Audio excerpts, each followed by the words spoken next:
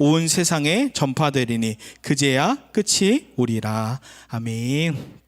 오늘은 마태복음 24번째 시간으로 내 삶에 불안이 넘치는 이유라는 제목을 함께 말씀을 나누겠습니다. 벌써 24번째 시간이고요. 28장까지 이제 4번 남았네요. 우리 추수감사주일인데, 우리 추수감사주일은 땡스기빙 데이죠. 1621년에 신대륙으로 건너온 청교도들에 의해서 첫 수확으로 하나님께 감사를 드리고, 이것이 미국 선교사에 의해서 우리 한국에까지 온 겁니다. 그래서 저는 이 추수감사절 참 좋다, 감사하다라는 생각이 드는데, 왜냐하면 우리가 감사를 잃어버린 시대 아닙니까? 점점 감사를 잃어버리는데, 추수감사주일로 다시 감사를 회복하는 건 너무너무 좋은 것 같습니다. 근데 이런 생각이 들어요. 우리는 각 가정에 감사가 넘치나요? 아니면 불안함이 넘치나요? 저는 이 시대가 감사가 넘치기보다는 불안이 넘치는 시대 같습니다. 왜 이렇게 불안한가? 보니까 과잉과 걱정과 불안감이 많은 시대인데, 1위가 뭐예요? 무엇을 준비해야 할지 모르는 막연한 미래입니다. 노후에 대해서 걱정하고, 또 얼마나 벌어야 하는가, 돈에 대해서 걱정하고, 언제쯤 취업이 될 수 있을까, 잘하고 있는 것과 인간관계, 이직하는 것, 연애, 자녀 교육, 연봉, 고용 불안으로 결국 이 불안의 끝은 무엇이냐면 미래입니다. 내 미래에 나는 먹고 살 수 있을까? 제가 보니까 수능 때 저도 나름 열심히 공부해서 수능을 볼 때 너무너무 떨리고 불안했는데 대학에 갈 수 있을까? 근데 제가 이 불안에 대해 조사하면서 놀란 것은, 전 30, 40대가 불안이 가장 높을 줄 알았거든요. 근데 불안이 가장 높은 세대는 20살부터 29살입니다. 취업에 대해. 그러니까 이거 기억나세요? 대학을 막 준비하는데 수시 붙은 애들이 와 이래 소리를 질러요. 그러면은 온전히 축하해주지 못하는 거예요. 수시 붙은 친구들이 축하하면서 나는 떨어질지 모르니까 불안했는데, 취업은 어떻게 하냐면 다른 친구들이 대기업에 가면 나는 불안한 거예요. 내 친구들은 대기업을 가는데 나는 괜찮은가? 나는 붙을 수 있을까? 내가 지금까지 공부해온 것들, 돈을 투자한 것들이 있는데 나는 과연 잘 될 수 있을까에 20대부터 20살부터 29살까지가 불안이 최대로 높은 세대입니다. 그래서 제가 마음에 참 짠했고, 30, 40대도 불안하죠. 우리가 돈을 잘 벌 수 있을까? 우리 아이들은 잘 양육할 수 있을까? 빚 이자는 다 감당할 수 있을까?에 대한 끊임없이 불안이 넘치는 시대입니다. 근데 제가 더 한 가지 질문이 드는 건, 근데 우리는 달라야 되지 않을까?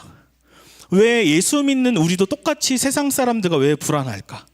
예수 믿는 우리도 불안하고 세상 사람도 불안해요.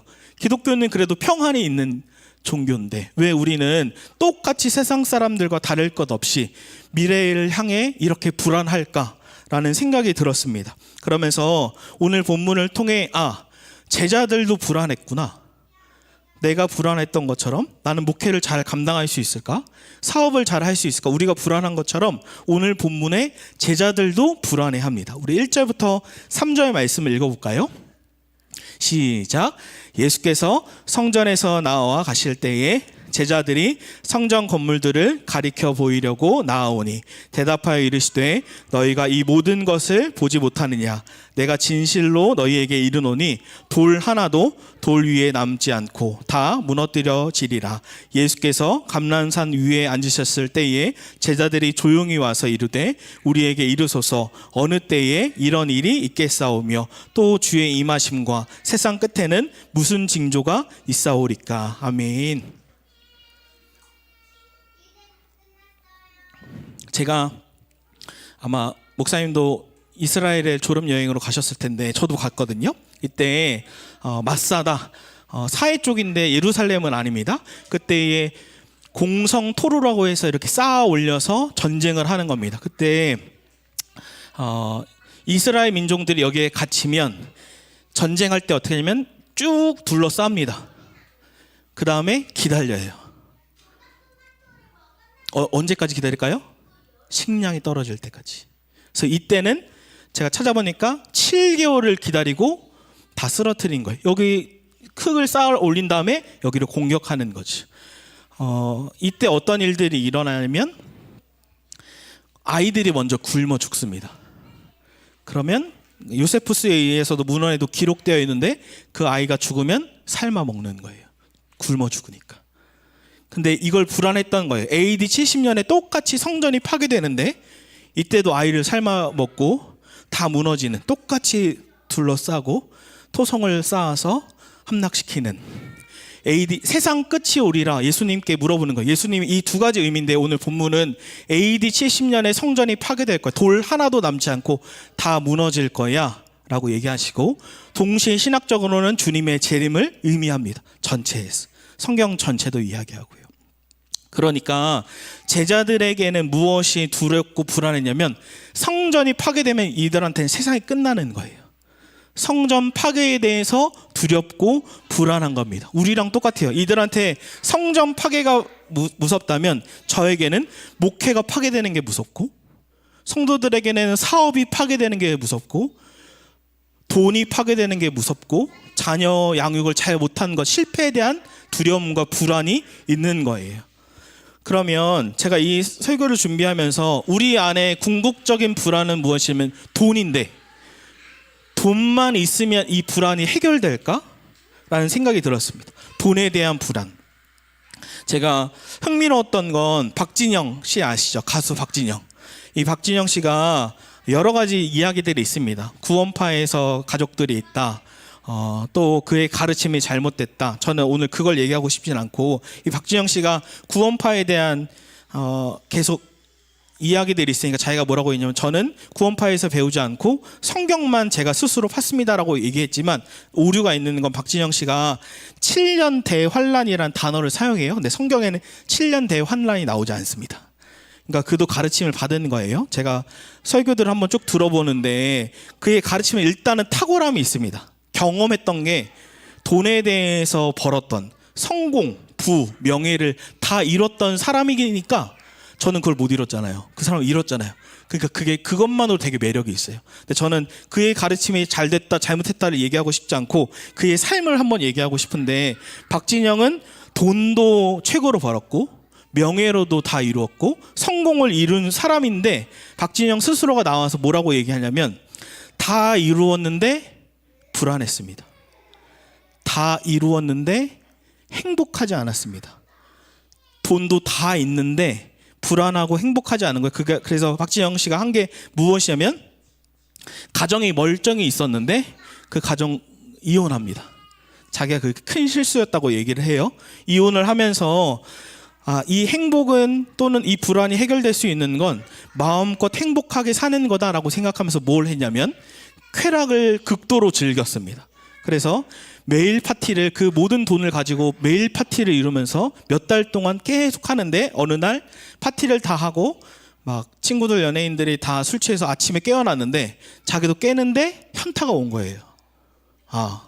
내가 가정도 이혼해보고 돈도 있어서 다 써보고 명예와 성공을 다 이루었는데, 그때 질문한 거예요. 난 지금 행복한가? 난 지금 불안이 해결됐는가? 했을 때 여전히 똑같이 행복하지 않고, 여전히 돈이 있어도 쾌락을 다 사용했어도 불안한 거예요. 그러면서 박진영 씨가 했던 게, 왜 불안할까? 왜 돈이 있는데 성공을 했는데 왜 행복하지 않을까라고 질문하면서 그 끝에는 미래, 즉 죽음에 대한 고민을 하기 시작한 거예요.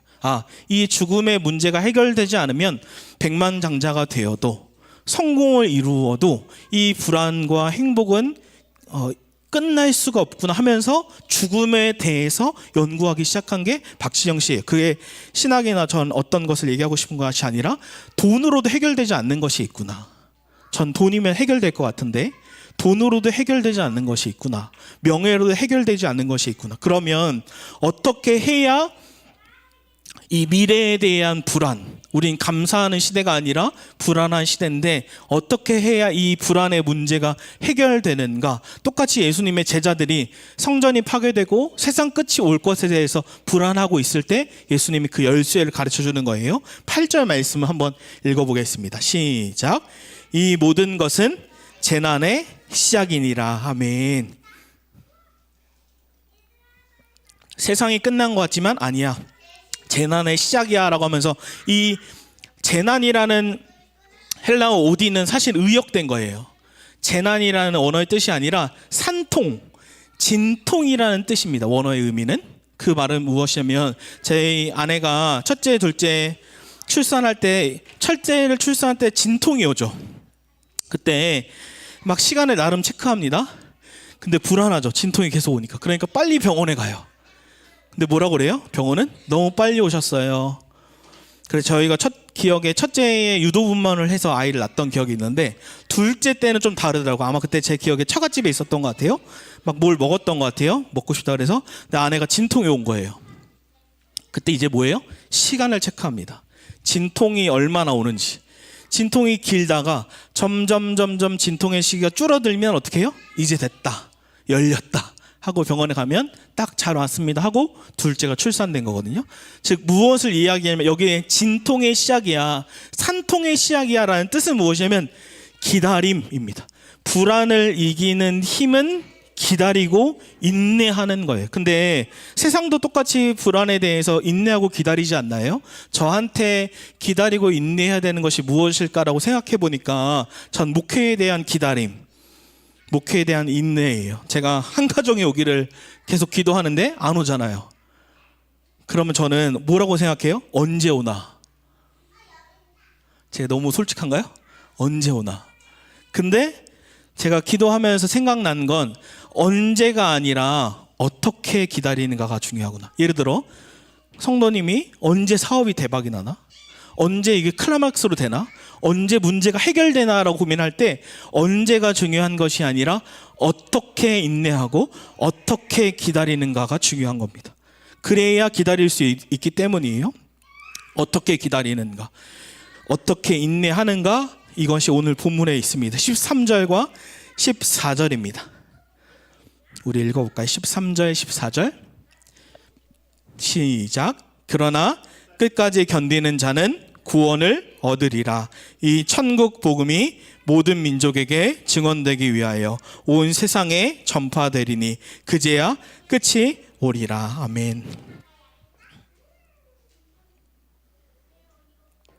끝까지 견디는 자가 구원을 얻고, 천국 복음, 이 마태복음 전체의 핵심이 뭐예요? 하나님 나라의 복음입니다. 하나님 왕권의 복음이에요. 제가 이 설교를 준비하면서 하나님 나라의 복음에 대해서 설교문에 다 썼어요. 근데 제가 다 쓰고 나서 성도들이 이걸 모르는 게 아니다 라는 생각이 들었어요. 미래적 하나님의 나라, 현재적 하나님의 나라, 미래에서 주님의 얼굴을 보고 이 땅에서 보이지 않는 주님과 동행하는 거 다 알아요. 그럼 어떻게 미래적 하나님의 나라와 현재적 하나님의 나라를 연결할 수 있을까라고 제가 계속 고민이 되는 거예요. 그래서 막 설교 준비를 하다가 저녁에 이만두로 장 보러 갔어요. 안 될 때는 많이 걷는 게 좋습니다. 더 이상 해결이 안 될 때는 걷는 게 좋아요. 그래서 장을 다 보고, 장을 보면서도 계속 생각하는 거예요. 미래적 하나님의 나라와 현재적 하나님 나라를 어떻게 연결할 수 있지? 라고 장을 다 보고 나오는데, 저 나오는 길에 하고 딱 생각나는 분이 있는데 이어령 박사님입니다. 이어령 박사님이 정말 지성인이고 나중에 하나님을 만나죠. 똑똑한 사람이지만 하나님을 믿지 않다가 나중에 만나는데, 그 이어령 교수님에게 딸이 있었습니다. 이민아. 근데 이민아 딸이 실명 위기에 있었을 때 이 이어령 박사님이 기도해요. 그 기도하는 과정에서 하나님을 처음으로 만납니다. 근데 이 딸이 아빠가 하나님을 안 믿었으니까 안 좋은 추억이 있는 거예요. 어렸을 때. 그래서 이렇게 책에다가 아빠에 대해서 기록을 이렇게 썼습니다. 제가 읽어드릴게요. 자기 전에 인사를 드리기 위해 아버지가 글을 쓰고 있는 서재문을 두드렸다. 오늘따라 특별히 예쁜 잠옷을 입었기에 아버지가 굿나잇 해주기를 바랬다. 하지만 아버지는 쳐다보지도 않고 건성으로 손을 흔들기만 했다. 오늘도 역시 하는 생각에 시무룩해져서 돌아섰다. 근데 이 이민아 씨가 커서 예수님을 만나고 목사님이 돼요. 그리고 선교지에서 사역을 합니다. 그러다가 이른 나이에 하늘나라로 가게 돼요. 그러면서 이어령 박사님은 아직 딸이 죽기 전에 하나님을 만났어요. 눈이 멀 뻔했던 위기에 있을 때 하나님을 만났고, 그 다음에 딸이 하늘나라에 갔을 때 이 딸이 쓴 책을 보고 이 굿나잇 하지 않았던 걸 기억하면서 그 답가로 편지를 씁니다. 이렇게 써요. 나는 어리석게도 하찮은 굿나잇 키스보다는 좋은 피아노를 사주고 널 좋은 승용차에 태워 사립학교에 보내는 것이 아빠의 행복이자 능력이라고 믿었다. 하지만 나는 이제서야 느낀다. 사랑하는 방식의 차이가 아니라 나의 사랑 그 자체가 부족했다는 사실을. 옛날로 돌아가자. 나는 그때처럼 글을 쓸 것이고 너는 엄마가 사준 레이스 달린 하얀 잠옷을 입거라. 그리고 아주 힘차게 서재 문을 열고 아빠 굿나잇 하고 외치는 거다. 약속한다. 이번에는 머뭇거리고 서 있지 않아도 된다. 나는 글 쓰던 펜을 내려놓고 일담한 책장을 덮고 두 팔을 활짝 편다. 너는 달려와 내 가슴에 안긴다. 내 키만큼 천장에 다다를 만큼 널 높이 들어 올리고 졸음이 온 너의 눈, 상기된 너의 뺨 위에 굿나잇 키스를 하는 거다. 굿나잇 미나야, 잘 자라 미나야, 그리고 정말 보고 싶다 입니다. 저는 한 스레드에 목사님이 이렇게 글을 올린 거예요. 저 유민이만한 아들이 목사님한테 뭐라고 물어보냐면, 청빙 가다가 가신 목사님인데 뭐라고 얘기하냐면, 아빠는 내가 중요해, 교회 부흥이 중요해? 이렇게 질문하는 겁니다. 그때 이 아빠 목사님이 대답을 못했다라고 글에 올렸어요. 아빠는 교회 부흥이 중요해? 내가 중요해? 근데 대답을 못하신 거예요. 근데 제가 그 댓글에 목사님 저는 0.1초의 망설임도 없이 유민아 너지 라고 대답할 겁니다 라고 얘기했어요. 여러분 섭섭하세요? 안 섭섭하죠. 왜 그렇게 제가 단 1초의 망설임도 없이 당연히 유민아 너지, 교회 부흥이 아니라 난 너가 더 중요해 라고 왜 이야기할 수 있었을까요? 제가 살면서 유언을 3번 썼습니다. 많이 썼어요. 제자 훈련 때 유언을 쓰는 난이 있었어요. 그 유언을 쓰는 주제가 하나님의 나라, 미래의 하나님의 나라에 대한 소망. 그래서 유언을 쭉 썼어요. 두 번째, 제가 이스라엘, 아까 사진 보여드린 이스라엘에 갈 때 그때 막 전쟁의 위기가 있다고, 총이 오가고 위험하다고 계속 뉴스에 나와서 우리 팀 전체가 못 갈 수 있다라고 했어요. 근데도 가게 됐어요. 그러니까 제가 죽을 수도 있잖아요. 겁이 많습니다. 그래서 유언을 썼어요. 편지 7장을 썼습니다. 8장인가 엄청 많이 썼죠. 그 다음에 제 책상에 이렇게 붙여놓고 갔어요. 그리고 세 번째 놀라운 건 제가 이번 제주도 갈 때 유언을 또 썼습니다. 근데 제가 유언에 뭐라고 썼냐면 제가 읽어드릴게요. 장사나 유언. 만약 내가 하늘나라에 갔다면 여보 나랑 결혼해줘서 고마워. 사랑하고 미안해. 일주일 동안 펑펑 울고 헐헐 털어내고 일어나길 바래. 당신이 다시 행복했으면 좋겠고, 시간이 흘러 당신을 사랑해주고 아이들을 사랑해주는 사람이 있다면 당신을 위해 재혼해도 좋아. 혼자 살고 싶으면 혼자 살아도 돼. 여보가 행복한 게 난 제일 좋아. 우리 천국에서 만나자. 많이 사랑했고 많이 고마웠어. 유미나 하미나, 아빠는 예수님이 너무 좋아 예수님과 여행을 떠났어. 너희가 그토록 보고 싶은 예수님 얼굴도 보며 아빠는 먼저 예수님과 여행을 떠났어. 너희 옆에 더 있어줘야 하는데 많이 미안해. 아빠도 하늘나라에서 유민이 하민이를 늘 지켜보고 있을 거야. 유민이 하민이도 엄마랑 힘있고 씩씩하게 살아가면 좋겠어. 아빠가 그동안 화도 내고 잔소리도 많이 해서 미안해. 잠만보 아빠는 하늘에서 꼭 다시 보자. 배도 실컷 만지게 해줄게. 사랑해 유민아 하민아. 씩씩하게 엄마를 부탁할게. 아빠의 마지막 부탁은 끝까지 예수님을 놓지 마. 사랑의 아들들, 가족들에게 아빠 엄마 그동안 감사해요. 불효자는 먼저 가서 죄송해요. 아버지도 꼭 예수님을 만나세요. 하나님이 날 너무 사랑하기에 먼저 데리고 갔습니다. 이곳에 와보니 천국은 정말 있네요. 그러니 예수님을 끝까지 믿는 부모님이 되시기를 바래요. 많이 고맙고 사랑해요. 준하야, 진영아, 오보가 사랑한다. 예수님을 끝까지 붙잡아라. 준하야, 미안하고 고맙다. 은미, 유민이, 하민이 부모님 잘 부탁해. 장인어른, 장모님, 건호 감사해요. 은미와 유민이, 하민이 잘 부탁드려요. 위드처치 성도님들 감사하고 죄송합니다. 끝까지 예수님을 붙드세요. 끝까지 예수님을 포기하지 마세요. 사랑합니다. 사랑합니다. 고맙습니다. 미안합니다. 예수님과 영원히 동행하는 장사나 올림. 제가 이 유언을 쓰고 이번 주 설교하면서 한 게 뭐냐면 유민이 하민이를 매일 안아주는 거였어요. 유민이 하민이가 올 때 제가 설교문, 이어령 박사님처럼 설교문을 쓰다가도 내려놓고 아이들을 꼭 안아주고, 잠을 잘 때 아이들이 꼭 일주일 동안 내내 계속 안아주니까 아이들이 아예 제 배 위에 올라와서 자더라고요. 그래서 꼭 안아주고 잤어요.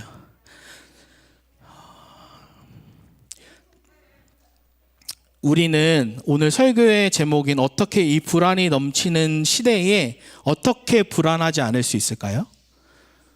어떻게? 오늘 한 가지는 이겁니다. 오늘을 마지막처럼 사는 것입니다. 우리 읽어볼까요? 시작. 오늘을 마지막처럼 사는 것. 오늘이 마지막이다라고 생각할 때 세 가지를 하게 됩니다. 여러분 잘 생각해 보세요. 오늘이 마지막이다 생각하고 세 개를 한 사람들이 있어요. 제가 논문에도 쓰고 나중에 찾아보니까 이지용 목사님도 잘 설교를 해주셨더라고요. 에녹이 65세에 누구를 낳아요? 무두셀라. 그의 이름의 뜻이 뭐예요? 그가 죽으면 심판이 온다. 그래서 그가 죽던 해에 뭐가 왔어요? 홍수의 심판이 왔죠. 그러니까 성경을 잘 보면 에녹이 365세를 살았는데 365년 동안 동행했다고 나와 있잖아요. 65년 동안은 동행하지 않았는데 무두셀라를 낳으니까 얘가 죽으면 심판이 오는구나. 그러니까 매일을 마지막처럼 살기 시작한 거예요. 이때부터 뭘 해요? 하나님과 동행합니다. 오늘이 마지막인 것처럼 사는 사람은 하나님과 동행해요. 또 한 사람 있어요. 노아도 하나님의 방주를 만들라고 하죠. 언젠간 세상 끝이 올 거야. 홍수의 심판이 올 거야. 그러니까 노아도 뭐예요? 하나님과 동행해요. 성경 창세기 나오면 뭘 얘기해요? 오늘 주일을 마지막처럼 살면 세 가지를 하는데, 한 가지는 하나님과 친밀하게 동행하고, 두 번째는 내게 맡겨주신 일을 최선을 다해서 일하고, 세 번째는 가족들을 진심으로 사랑해 줍니다. 오늘이 마지막처럼 생각해 보세요. 교회가 더 부흥되고 사람들이 다 오는 게 제가 오늘 죽으면 뭐가 그렇게 중요하겠습니까? 여기에 있는 사람들을 사랑하고 복음을 마지막까지 전하고 저도 예수님과 동행하고 아이들을 사랑하는 거죠. 여러분이 각자가 하는 일을 주님 오시니까 다 필요가 없나요? 아니요. 우리 김태형 집사님도 임장도 열심히 하고 커피도 열심히 하고 각자 일을 열심히 하고 사업도 열심히 하고, 근데 그 사업을 열심히 하고 일을 열심히 하는데 아이들을 내치면, 오늘 세상이 끝이면 그게 뭐가 중요하겠습니까? 그러니까 오늘이 마지막처럼 사는 사람은 세 가지에 집중하는데, 진짜 하나님과 오늘이 마지막인 것처럼 동행하고, 내게 맡겨진 일을 최선을 다해 일하고, 세 번째로는 내게 있는 사람들을 최선을 다해 사랑하는 것입니다. 그래서 오늘 적용으로 뭘 하고 싶냐면 유언 쓰기입니다. 우리 편지지랑 펜을 나눠주시겠어요? 오늘 적용은 유언을 쓰는 겁니다. 하나님 나라에. 제가 이걸 왜 쓰자고 하냐면, 펜하고 종이 나눠주시면 감사하겠습니다. 보통 크리스천들도 비교하는 감사를 해요. 저 사람은 나보다 집이 작으니까 난 감사해야지. 난 저 사람보다는 돈이 많으니까 감사해야지. 이건 어떤 감사냐면, 죄송하지만 하등한 감사입니다. 그건 내가 열등감에 빠지지 않기 위해 우월감에 드러내려고 저 사람은 나보다 개척이 어렵네, 감사해야지 라고 하는 건 열등감과 우월감에 있는 하등한 감사인데, 기독교의 감사는 그게 아니에요. 기독교의 감사는 하나님 나라 안에 사는 것에 감사하고, 종말론적으로 예수님이 내 안에 계신 것에 대해서 감사하는 겁니다. 그래서 우리가 유언을 써면 좋겠는데 이미 사모님도 쓰고 저도 한 장 주시겠어요? 한번 진심으로 써보면 좋겠습니다.